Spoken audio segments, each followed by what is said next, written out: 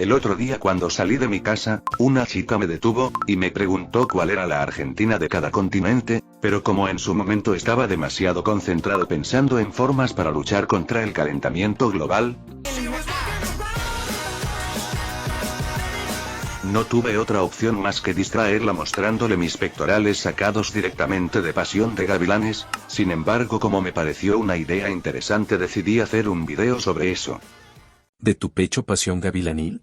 No, de la Argentina de cada continente, siendo esta una nación que en su momento supo ser una potencia regional y disfrutar de cierto nivel de prosperidad, pero que en la actualidad tristemente es una banda, con un tambor, una trompeta, su flautita, y todo lo necesario para tocar lamento boliviano. Así que habiendo dicho todo esto, ¿por qué no comenzamos por...?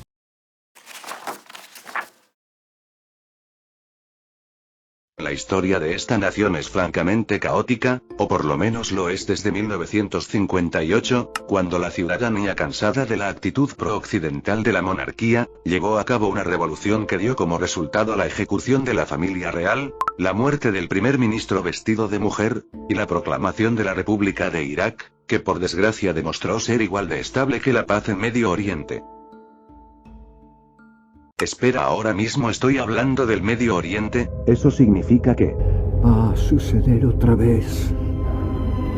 Va a suceder otra vez. Con un golpe de estado en 1963. Un accidente aéreo presidencial en el 66. Paz en el 67. Y otro golpe en 1968, que además de ser el año en el que nació mi padre, hola padre, dejó al mando al partido Ba'ath, el cual defendía ideas como la unificación del mundo árabe, el socialismo, y la oposición al mundo occidental en general. Y sí, sé que muchos de seguro están pensando que, una nación más inestable que el ritmo cardíaco del epiléptico de mi primo al que le di pastillas con Pilsen para apoyar al más grande de Colombia, junto a un modelo que coqueteaba con el socialismo, resultaría en un fracaso absoluto, pero no, todo lo contrario. Y es que en 1972 el gobierno llevó a cabo la nacionalización de los depósitos de hidrocarburos en su territorio, justo un año antes de la crisis del petróleo, cuando el precio de esta materia prima se cuadruplicó en cuestión de unos meses. Lo cual, sumado al hecho de que en su momento llegaron a tener las segundas reservas más grandes del mundo, que al estar nacionalizado todo el dinero iba directamente a las arcas del gobierno, y que la riqueza no debía repartirse entre un porrón de personas, dio como resultado una auténtica época dorada.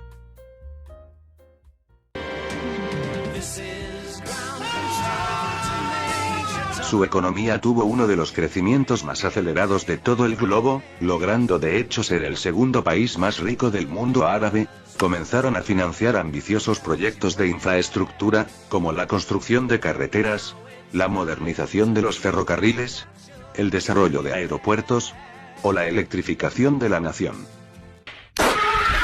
También invirtieron en los servicios públicos, y de una manera bastante exitosa de hecho, con un incremento de la esperanza de vida de 4 años, mejoras en el saneamiento de las ciudades, y los que según los expertos de la década de los 70 eran los mejores sistemas de salud y educación del mundo árabe. Tienen los mejores sistemas de salud y educación del mundo árabe. No pareces muy de los 70, hace 5 minutos casi le arranco la cabeza al cartero por mis traumas de Vietnam. También comenzaron un programa para diversificar la economía, con la construcción de fábricas de acero, textiles, cemento, químicos y petroquímicos. Mecanizaron y modernizaron el campo, y le metieron el suficiente dinero a la defensa para reclutar al cuarto ejército más grande del mundo. Sergio, hablando de dinero, necesito de tu cooperación. A mi novia le entraron a robar y me ofrecí como voluntario para ayudarla a comprar todo lo que perdió. ¿Y por qué accediste a ese trato? ¿Era eso o hablar de tener hijos? Entiendo perfectamente, de la misma forma que espero que entiendas que, tanto los gafas de derecha que dicen que Irak cayó por su sistema económico intervencionista, no cambies de tema, así como también los gafas de izquierda que dicen que fue por el intervencionismo yanqui, se les va olímpicamente la flapa. Y es que Irak es como la serie de los supercampeones, ya que cuando todos esperaban un final super épico, con una trama bien escrita, un desarrollo de personajes excepcional, y una profundidad digna de un análisis de Jordi Maquiavelo, ¡boom! El protagonista se da cuenta de que toda la serie fue un sueño y que no tiene piernas.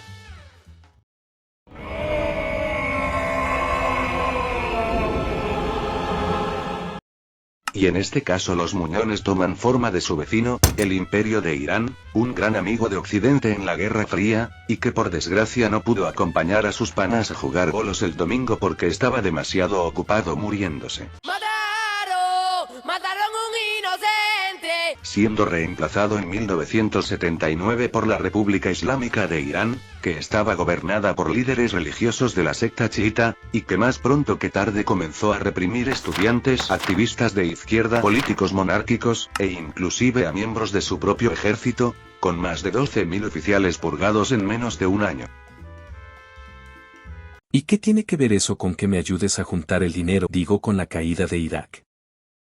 Tiene que ver porque no te voy a ayudar con tu noviecita. Digo, tiene que ver porque el nuevo presidente, Saddam Hussein, observo que por las purgas ahora casi todos los generales del país vecino tenían la misma experiencia laboral que el bloguero de TikTok, lo cual sumado al a priori buen estado de su ejército, las jugosas posibles ganancias en forma de la provincia de Juzestán, donde nacen los jueces y se produce una gran parte del petróleo iraní, y a que era la niña bonita, mi dulce princesa, me siento en las nubes cuando tú me besas de la geopolítica, siendo apoyados en este conflicto por Yugoslavia y la Unión Soviética debido a la cercanía ideológica, Europa y los Estados Unidos por resentimiento a la muerte de su amigo, y las monarquías árabes que no querían que la Iglesia tome el poder como sucedió en Irán. No queremos que la Iglesia tome el poder como sucedió en Irán, lo llevó a decidir que en su 14º mes como presidente, lo mejor que podía hacer era realizar una rápida invasión de tierras enemigas.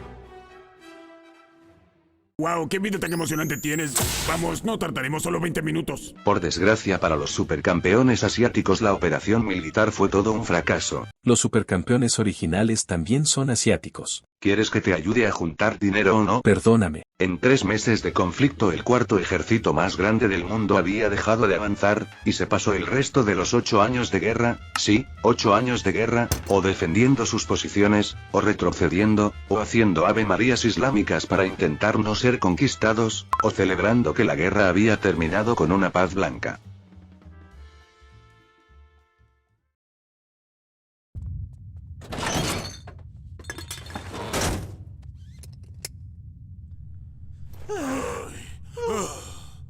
Como se podrán imaginar, las consecuencias fueron absolutamente terribles. Los pueblos fronterizos estaban completamente devastados, la infraestructura construida en la década pasada quedó inutilizable.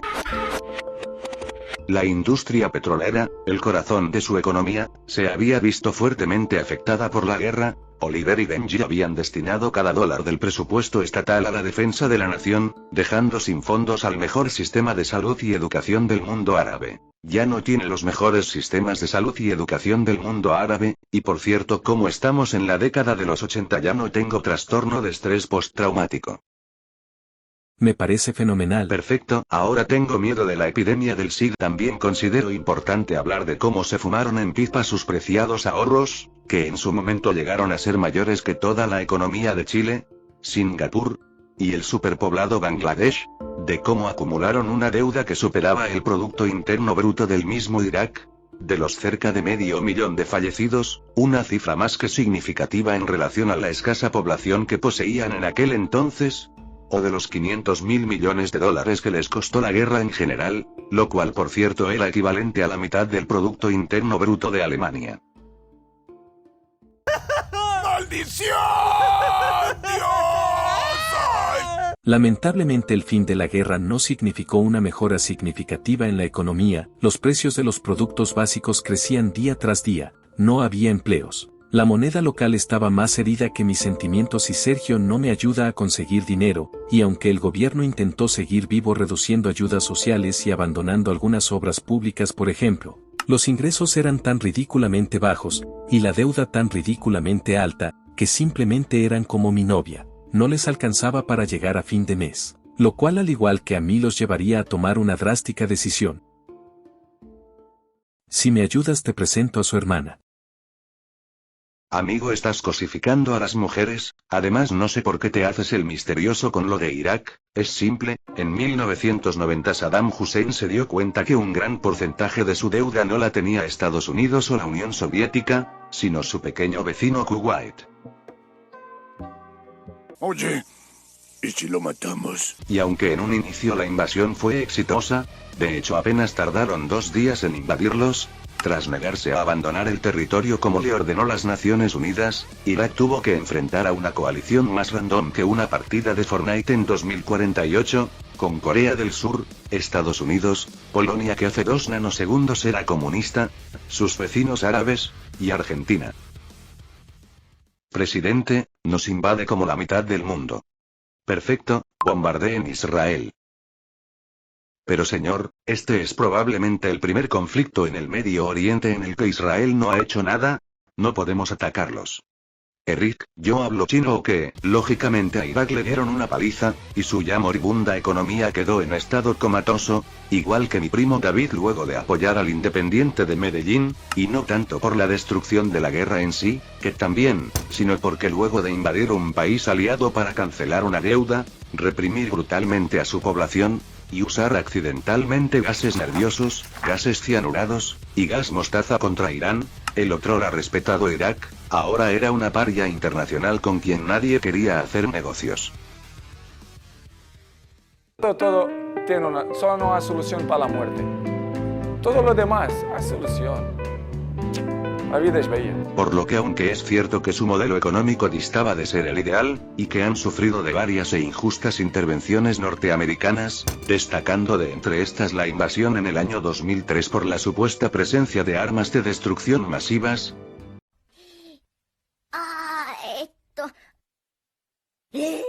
a la hora de la verdad no hay mucho que analizar, pues para este punto el destino de la nación ya estaba sellado. ¿Y si en vez de su hermana fuera su mamá? No es por la edad, amigo, es una cuestión de principios y de luchar contra el machismo inherente de la sociedad. ¿Y su abuela? Trato hecho, te amo, eres mi mejor amigo.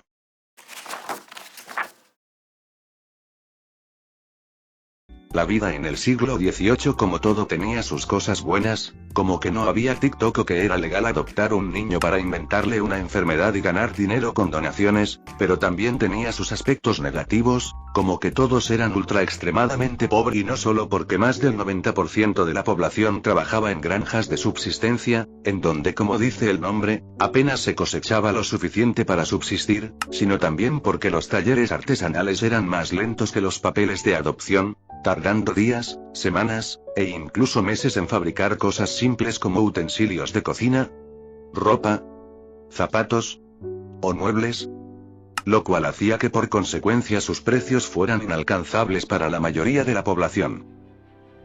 Afortunadamente, mientras el resto del mundo estaba muriéndose de hambre en las granjas de subsistencia, en Inglaterra, la gente estaba muriéndose de hambre en las minas de carbón, fábricas de textiles o ferrocarriles.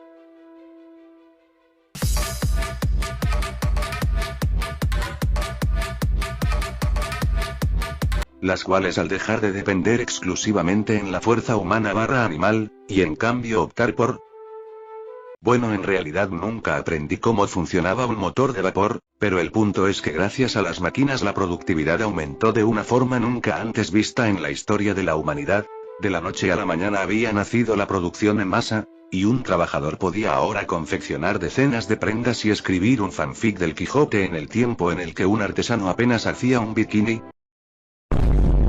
Así, Inglaterra se transformó en la fábrica del mundo similar a como lo ha hecho China en la actualidad, solo que a diferencia de los asiáticos, estos eran literalmente la única fábrica en el mundo, lo cual explica por qué en su momento el 80% de los barcos comerciales eran creados en sus astilleros, porque fueron los responsables de construir el 40% de los ferrocarriles del siglo XIX, porque casi toda la ropa era británica, y si no me creen mándenme fotos de sus bisabuelas en bikini, y porque en su punto máximo llegaron a representar cerca de 1/3 de la economía mundial, al igual que ustedes podrían representar 1/3 de mi corazón si apoyan monetariamente a Eric Lestos II de las Nieves con su enfermedad. Era más rápido que adoptar a un niño, ok. Gracias a esta ventaja económica y tecnológica que probablemente nunca se repetirá en la historia del planeta Tierra, la isla más deprimente del mundo con aproximadamente 20 minutos de sol al año, pudo establecer con solo 16 millones de personas el imperio más extenso que ha visto la humanidad. Controlando Canadá, Australia, la India, como 70 quintillones de islas inútiles, y millones de kilómetros cuadrados en África que sinceramente importan menos que la opinión de los doctores. Sé que mezclar medicamentos con Pilsen hace mal, pero necesitamos el dinero de los patrocinadores para competir por el campeonato. Hater, contrario a la creencia popular, en relación con el resto del mundo sus ciudadanos vivían bastante bien, ganando 10 veces más que un agricultor chino o indio, y un 50% más que un francés o un alemán por literalmente el mismo trabajo, mientras que al ser la primera economía real, el imperio también fue el primero en acumular una cantidad significativa de dinero, el cual usaron para financiar más de la mitad de las inversiones del siglo XIX, hacerle préstamos a casi todos los gobiernos, establecer la bolsa de valores más importante del mundo en su capital, y convencer a todos que su moneda, la libra, era la divisa predilecta para hacer intercambios comerciales. Creo que eso último ha envejecido bastante mal. Bueno, así como me ves con esta cara de pelota, acabo de comprar un Bitcoin. Sergio, en realidad no tienes que inventar nada, si estoy enfermo. ¿Quién? Yo, pues ¿quién más? Te pregunto. Digo, ¿quién sabe por qué el imperio más extenso y rico de la historia cayó en unas cuantas décadas? Pues yo creo que el primer motivo es que su ventaja era insostenible, ya que eventualmente otras naciones como Francia, Alemania, Estados Unidos, e incluso Japón iban a iniciar su propio proceso de industrialización, eclipsando o como mínimo reduciendo la importancia del taller del mundo para comienzos del siglo XX. Vaya, como estabas juntando dinero no pensé que estarías disponible para ayudarme con el video. Es que el gobierno chileno me contrató como modelo, así que tengo tiempo de sobra para decir que, el segundo factor de la caída inglesa fueron sus enormes pérdidas en las guerras mundiales, y es que como comprenderán destinar todos los recursos económicos de la nación para equipar al ejército con los últimos trajes de Tony Stark. ¿No es cierto usaban armas químicas? A la larga le salió bastante caro. Por ejemplo, tras la Primera Guerra Mundial perdieron el honor de tener la economía más grande del planeta, y vieron cómo su rol como Banco Mundial les era arrebatado. De hecho le tuvieron que pedir dinero prestado al tío Sam para mantenerse vivos.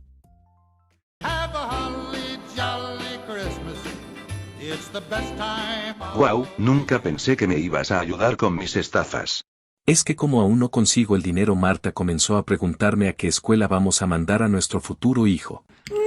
Mientras que en la Segunda Guerra Mundial su economía quedó completamente quebrada. Su deuda aumentó hasta el absurdo 200% de su Producto Interno Bruto, dejaron de tener la ventaja tecnológica en muchos sectores, y la libra perdió su posición como la moneda mundial. Lo cual sí envejeció bien. Está $30.000, $50.000. $4.000 lo pagué. También creo que es importante mencionar que al igual que la propia Inglaterra, que cuando aumentó su producción agrícola a raíz de la revolución industrial, mejoró la eficiencia de los medicamentos, y comenzó a vacunar a su población, vio un abrupto descenso de la mortalidad y un subsecuente aumento de sus modestos 16 millones de habitantes a unos respetables 50. Las colonias habían comenzado un brutal proceso de crecimiento demográfico. Más concretamente la India pasó de unos 200 millones a casi unos 400 en un siglo y medio. Nigeria de 15 a principios de siglo a unos 45 para 1960, Sudáfrica ahora tenía 16, Canadá 18. Y yo 85 años, y siento que por primera vez alguien se preocupa por mí.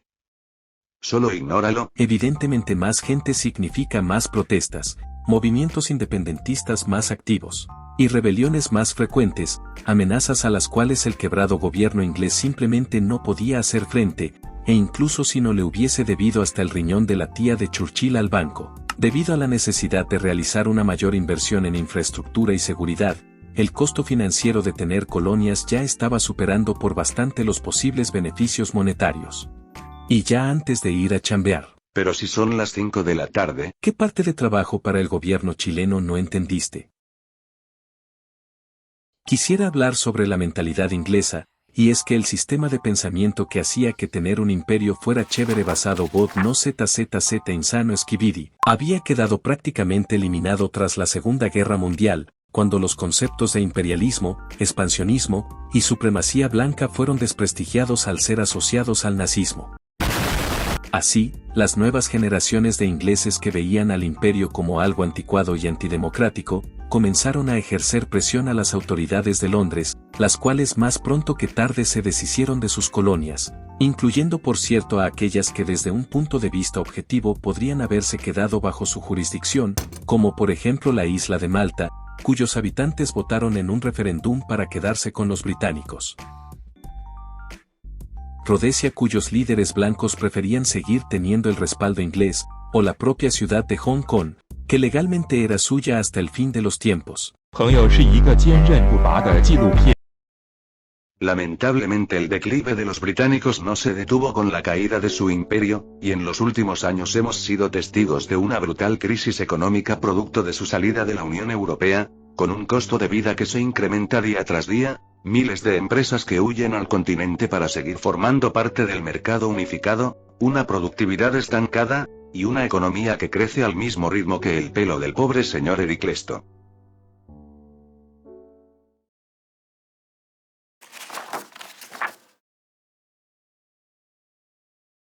Se ríen ahora, pero cuando sean viejos también. Perdón, es que tengo VHS. Se los dije, se propaga por el aire. Espera, ¿dijiste VHS? Sí, tengo que escuchar una referencia a los 80 cada 5 minutos o me muero.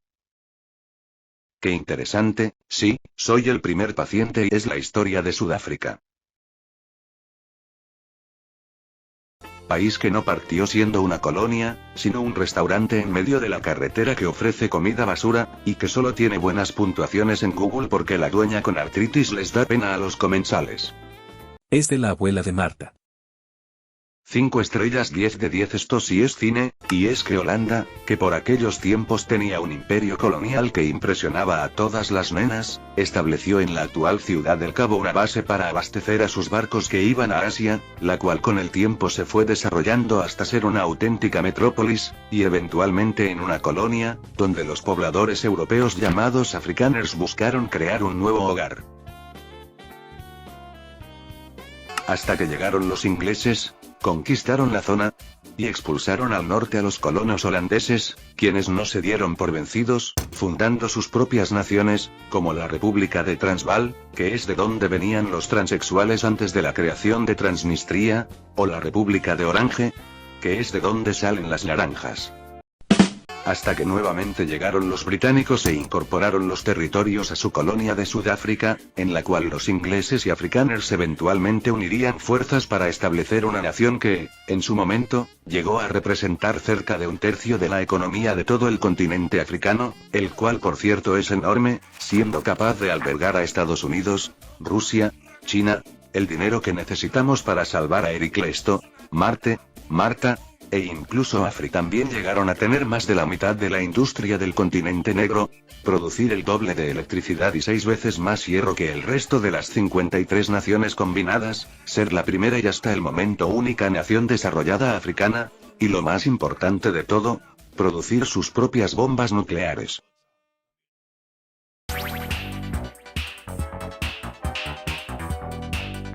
Por desgracia esto quedó en el pasado, y actualmente el país de nacimiento del pedidor de taxis profesional, ocupa el puesto 99 en el ranking de naciones más prósperas del planeta, siendo superados por Brasil, Colombia o Perú.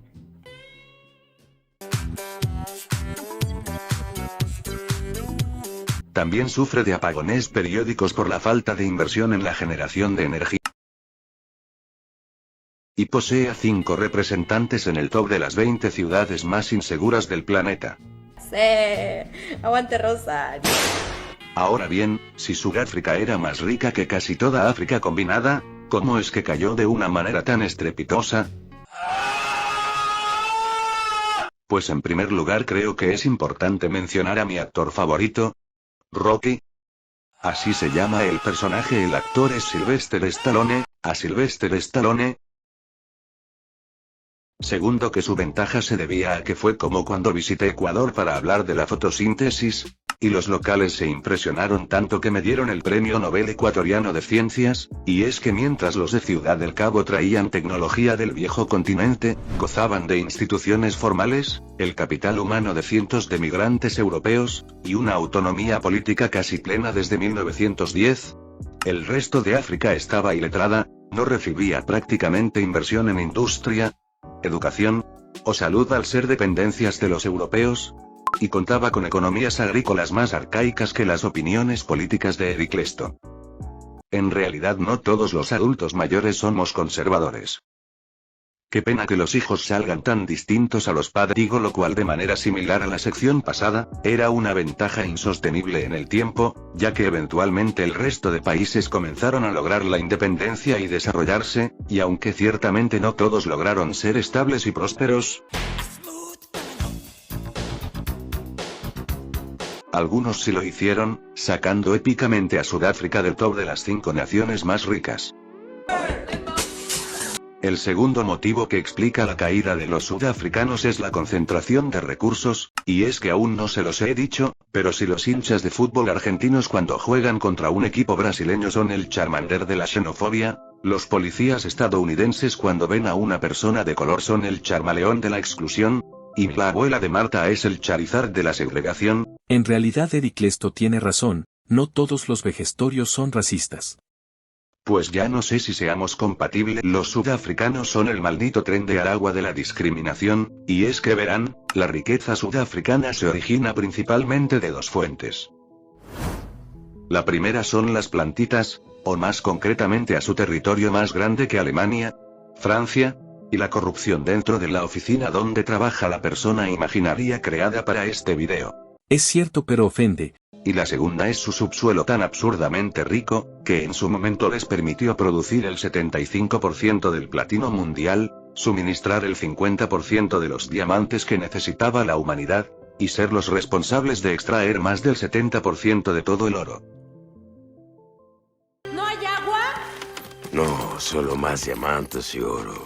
Pero por desgracia los sudafricanos repartieron su riqueza mineral agrícola igual que yo lo haré con las donaciones a Heraclesto, las tierras de los nativos fueron arrebatadas y entregadas a una pequeña comunidad de terratenientes blancos, quienes eran dueños del 87% del territorio nacional, las minas eran exclusivamente de propiedad blanca, pagaban sueldos 10 veces más altos a los mineros de esta etnia por exactamente el mismo trabajo, y le pagaba al Estado impuestos que eran usados no en la mejora de toda la nación, sino como una especie de esteroides que mejoraban artificialmente la calidad de vida de los 3 millones de blancos, construyendo y manteniéndoles una infraestructura de primer mundo, celebrando el cumpleaños de Killers 2118 ARC, desarrollando hospitales de última generación, en donde a diferencia de mi país pueden tratar un simple coma etílico, podríamos si dejaras de darle una lata cada 30 minutos. ¿Qué parte de hay que renovar toda la plantilla no entienden? Y creando uno de los mejores sistemas educativos del globo, tienen uno de los mejores sistemas educativos del globo, en el cual un puñado de escuelas y una docena de universidades, recibían más del 90% del presupuesto educativo de toda la nación. ¿Me podrías dar el nombre de la escuela? Marta sigue insistiendo con lo del crío. Otra forma de utilizar los esteroides fue la de crear empleos de calidad para los blancos, ya sea mediante el establecimiento de una administración pública absurdamente grande, en donde se ofrecían buenos sueldos y carreras estables. También necesito el nombre de esa. O impulsando un proceso de industrialización muy parecido al de Argentina, con varias empresas estatales y privadas que sobrevivían no por su eficiencia, sino por el monopolio en la producción de ciertos bienes y servicios, la existencia de aranceles, y una vomitada histórica de dinero en forma de subsidios. Por desgracia para la abuela de Marta, ya te dije que no es racista. Es que confío en que puede cambiar. Principalmente desde la década de los 80 el país comenzó a ser bombardeado por sanciones internacionales, lo cual sumado a la huida de la inversión extranjera, y un aumento notable de la población negra, que ya no podían controlar mediante la fuerza bruta, dio como resultado el fin de la naranja mecánica del racismo en 1994. así como también el subsecuente ascenso de una república multirracial, que por obvias razones iba a repartir los recursos estatales de una forma más uniforme, significándole a la infraestructura, hospitales y escuelas para blancos una importante reducción en sus presupuestos, y una eventual caída en la calidad de sus servicios. Es extraño, lo de Sudáfrica me ha hecho reflexionar, y creo que por primera vez en mi vida estoy sintiendo culpa. Perfecto, tú sigue pensando en tus sentimientos como una mujer mientras yo narro el resto del video. ¿No estabas trabajando en la oficina? Sí, y el tercer motivo de la caída de Sudáfrica es la narrativa, ya que mientras los blancos disfrutaban de estándares de vida europeos, los negros, que no eran una gran minoría, ni la mitad de la población, sino el 85% de los habitantes, se veían afectados por el sistema del apartheid, o separación en afrikáner, el cual los obligaba a vivir ultra apretados en el 13% del territorio nacional, en donde como comprenderán se ofrecían condiciones de vida más tercermundistas que compartir el cepillo de dientes. Amigo, ¿quién va a compartir un cepillo de dientes? La industria manufacturera no estaba ni se la esperaba. Oye, respóndeme. Los caminos que no se relacionaban con los depósitos mineros eran más tercermundistas que billetera con velcro. Eso sí es chistoso. Sus ciudades tenían un pésimo sistema eléctrico, de alcantarillado y de tratamiento de agua. La salud era tan mala que la expectativa de vida en algunas provincias era de 41 años, cifra que Inglaterra por ejemplo superó no en 1940, sino en 1840, y el Estado invertía tan poco dinero en el bienestar de estas comunidades, que los bantustanes apenas representaban el 3% del Producto Interno Bruto de la nación. Encontré la solución al problema de la resaca. Mientras que su sistema educativo exclusivo para negros era literalmente 1984, ya que las escuelas además de recibir 16 veces menos dinero por estudiante que las instituciones blancas, no tener profesores preparados, y muchas veces ni siquiera contar con agua potable o electricidad, estaba diseñado para, y cito las palabras de un personaje que más tarde sería presidente, preparar a los africanos para aceptar su rol de subordinación frente a los blancos, enseñándoles no ciencias o matemáticas, sino a realizar trabajos manuales, agrícolas y domésticos.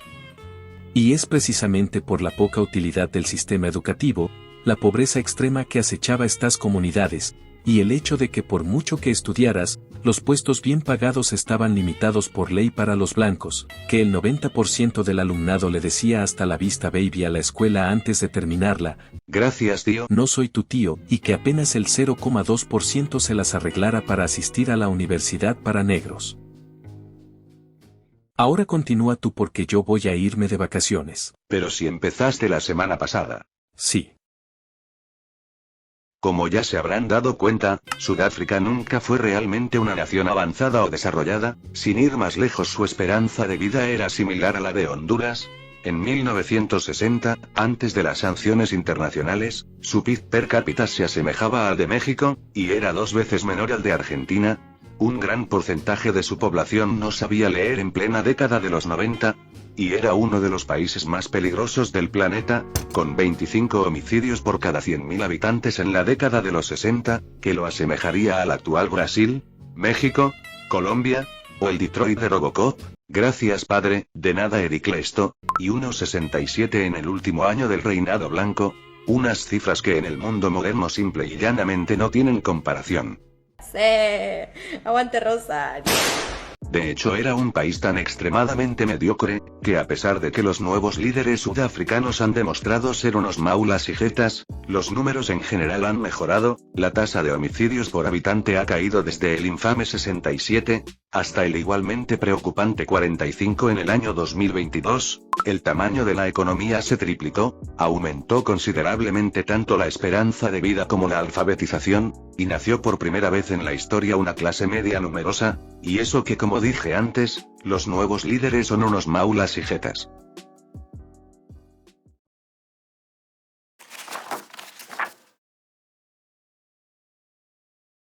Padre, realmente agradezco tu ayuda. Gano tan poco dinero que o evado impuestos o no compro clásicos de los 80s para tratar mi enfermedad. Michael Jackson, AC/DC, Queen, Metallica, o la banda que hemos creado hoy y cuyo último integrante es Nauru? Una isla ubicada en medio del Océano Pacífico, que posee esta bandera, habla inglés, tiene una población de unos 11.000 habitantes, o más o menos la familia que quiere tener Marta. No es gracioso. Y que en general no posee ninguna característica destacable salvo por uno, con 200 turistas al año ser tan poco conocido que incluso los gafas que publican estadísticas se olvidan de ellos, y dos, encontrarse en el podio de las naciones más pequeñas, siendo superados en tamaño por microestados como San Marino o Liechtenstein, Liechtenstein, Liechtenstein, Liechtenstein, la casa de Gustavo.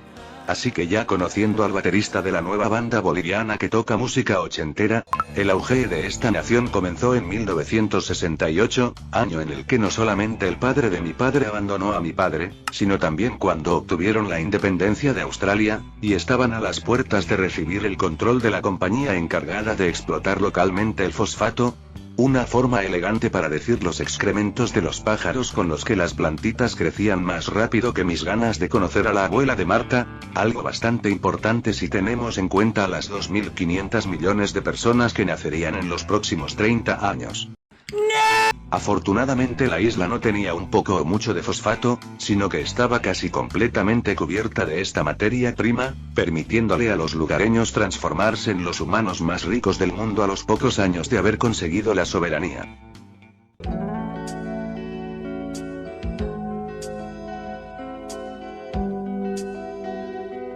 Lo primero que hicieron los lugareños con la riqueza fue asegurarse de nunca tener que aprendérsela de trabajar. Vaya sinvergüenzas. Contratando obreros de la India y el sudeste asiático para que explotaran las minas, y a occidentales con estudios para que administraran la empresa. Me recuerdo a mí. Papá, ¿y qué hacían los naurianos? Pues trabajar para el Estado. Vaya sinvergüenzas. Espera, yo estoy haciendo exactamente lo mismo. La nación isleña tuvo en su pic más de 1000 administradores públicos, una auténtica salvajada teniendo en cuenta que su población por aquel entonces apenas superaba las 6000 personas, los cuales además de recibir una fortuna, debido a que había tantas personas chambeando en lo mismo, realmente nunca tuvieron que trabajar. Me recuerdo a mí. Pero a pesar de ser el despilfarrador 435, el gobierno seguía teniendo el dinero suficiente como para que no le temblase la mano eliminar no uno, ni dos, sino todos los impuestos, ofrecer educación gratuita, salud gratuita, con viajes en avión al extranjero si era una enfermedad grave, tratamiento dental a costo cero, transporte también a costo cero, crear su propia aerolínea con moais y mujerzuelas, castigar a sus estudiantes pagándoles una beca completa para ir a estudiar, eso no suena mal, a Australia. Esta vez me asusté, no es por mi enfermedad. Sin mencionar claro a su suministro eléctrico, viviendas, y tarifas telefónicas, las cuales estaban tan fuertemente subsidiadas, que a la hora de la verdad tenían un costo casi negativo. 943-9635, 787-943-9635. Lamentablemente la primera utopía de la historia tuvo un final trágico, en la década de los 90 el fosfato hizo lo que todos sabían que iba a hacer: agotarse, y como consecuencia los del Pacífico quedaron con solo $1.300 millones en reserva, y digo solo $1.300 millones porque estamos hablando de los que posiblemente sean los peores inversores de la historia, capaces entre otras cosas de perder absolutamente todo lo que tenían en menos de 15 años. Tristemente, a medida que la situación se hacía cada vez más y más crítica, los nanianos se desesperaban más y más por ganar dinero, por ejemplo ayudando a la mafia rusa y a organizaciones terroristas a lavar cerca de $70.000 millones, comenzando a reconocer la existencia de países cuestionados como Abjasia, Osetia del Sur, o el narcobarco por billetes, financiando un musical de 4 horas en donde Leonardo da Vinci le daba una nalgada a la Mona Lisa. Y su último truco, encarcelando a los refugiados que van camino a Australia a cambio de dinero.